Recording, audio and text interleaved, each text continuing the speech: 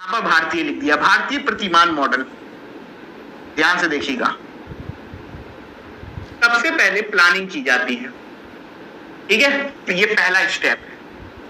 और प्लानिंग करने के बाद जो दूसरा आता है वो टीचिंग का होता है। और टीचिंग यानी कि शिक्षण, और शिक्षण के लिए कितने मिनट दिए जाते हैं? 6 मिनट।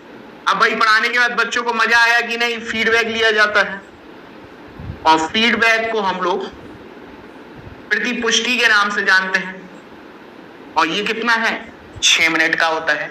अब मान के चलिए बच्चों को मजा नहीं आया तो फिर से क्या हो जाएगा? प्लानिंग की जाएगी, यहां पर पुनः योजना की जाएगी। ध्यान रखना।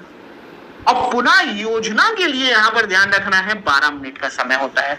ये तीसरा चरण, योजना का कोई समय नहीं है लेकिन पुनः योजना का 12 मिनट का समय। अब इसके बाद पुनः शिक्षण कराया जाता है। पढ़ाना तो आपको कितना है? 6 मिनट है। ये आपका कौन सा चरण है? 5वां।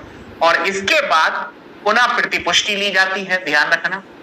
और पुनः प्रतिपुष्टि का समय भी कितना होता है?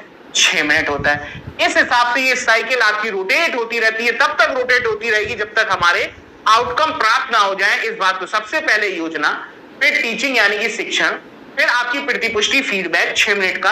अगर मजा नहीं आए तो फिर से प्लानिंग की जाएगी, फिर से पढ़ाया जाएगा, फिर से पुनः प्रतिपुष्टि ली जाएगी।